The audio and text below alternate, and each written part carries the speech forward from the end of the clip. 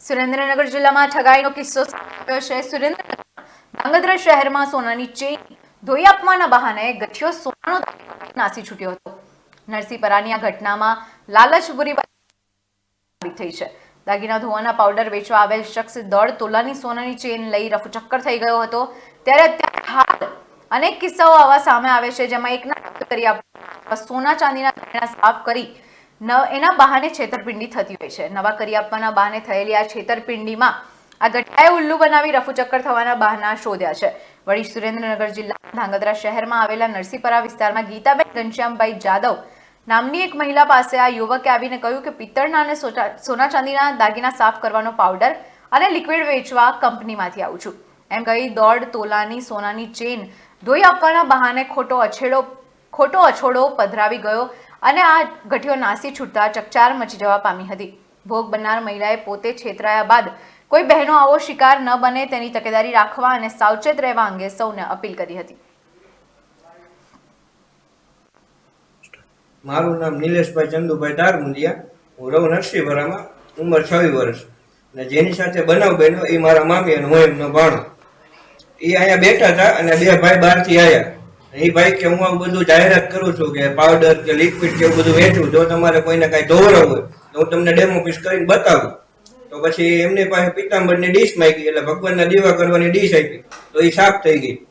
એટલે પછી કે ચાંદીનું કાંઈ ધોવરાવું હોય તો હું એ ધોઈ દઉં। પછી મારા મામીએ સડા કાઢીને આપ્યા, તો એ સાફ કરી દીધા। પછી કે સોનાનું કઈ ધોવરાવું હોય તો લગ્ન પ્રસંગમાં તમારે જવું હોય તો કોની પાસે ધોવરાવા ન જવું પડે, તો એ સોનાનો ચેન કાઢીને આપ્યો। એ પેલા પાવડર મરૂન કલરનો હાથમાં આપ્યો, પછી એમાં કે ચેન તમારો સાફ કરી નાખો, ઘસીને થઈ જાય છે। પછી મામીને કે તમારાથી નહીં થાય, લાવો જો હું તમને લિક્વિડમાં નાખીને દેખાડું, આ રીતે તમે સાફ કરજો, એટલે આ રીતના કરો એટલે થઈ જશે। પછી મારા મમ્મીએ સોનાનો ચેન કાઢીને આપ્યો અને એ ભાઈ એમની રીતે કંઈક ગઈશો ગમે એ કર્યું હોય તો એ ચેન પછી એમને આપીને પછી કે આ 15 મિનિટ આમાં પડારવા દેજો, પછી 15 મિનિટ પછી બારો કાઢી લેજો, એમ કરીને ચેન આપી દીધો। અને એ ભાઈ એમ કરીને પછી નીકળી ગયા। એટલે 15 મિનિટની બદલે 5 મિનિટ પછી રાહ જોઈ, પછી 5 મિનિટ બારો કાઢ્યો એટલે ખબર પડી કે આ ચેન મારો સાચો છે નહીં, એટલે ખોટો ચેન આપીને સાચો ચેન તો એ લઈ ગયા। એટલે આ રીતે છેતરપિંડી થઈ અમારી જોડે। અને હું જાહેર જનતાને કહેવા માંગુ કે જો આવી રીતે કોઈ આવે અજાણ્યા શખ્સો તો ધ્યાન રાખો અને આવી રીતે ગેરસમજમાં ન આવો। અને જો બને તો આ વિડીયો શેર કરો અને થાય એટલે અમારી મદદ કરો। 17 વર્ષ અમે નરસિંહપરા ધાંગધ્રામાં રહીએ છીએ।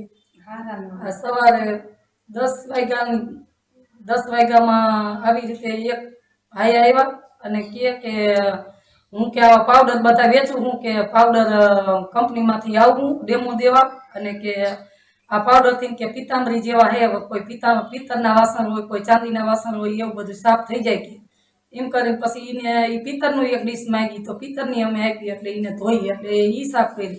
પછી કે ચાંદીનું કે મારી પાસે કે લિક્વિડ છે કે એ તમને તો તમારે લેવું હોય તો એમ કરીને ચાંદીનું લીધું, તો મેં ચાંદીના 2 હાંકરા આપ્યા, તો એ ધોઈને આપ્યા, એ કમ્પ્લીટ હતા। પછી કે મારી પાસે કે એવું લિક્વિડ છે કે સોનું કે તમારે કઈ લગ્ન પ્રસંગમાં કે તમારે સાફ કરવું હોય તો કે ઘરે કરાવીએ કે હોની પાસે ન જવું પડે, એમ કરીને કે તમારી પાસે ગોલ્ડની કોઈ વસ્તુ હોય તો આપો કે તમને હું ધોઈને બતાવું કે આ રીતે ધોવાનું।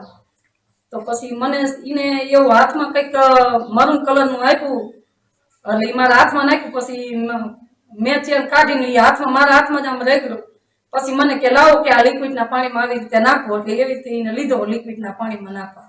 પછી એ લિક્વિડના પાણીમાં નાખી કે હવે 15 મિનિટ આને હળદરમાં નાખવાનો, પછી કે તમે જોઈજો કે આને હુકાવા દેવો પડે। તો અમે 15 મિનિટની તો રાહ નહોતી જોઈ, 5 જ મિનિટમાં એ ચેન અમે હળદરમાંથી કાઢ્યો હતા, તો એ ખોટો ચેન હતો અને મારો સોનાનો ચેન લઈ ગયા।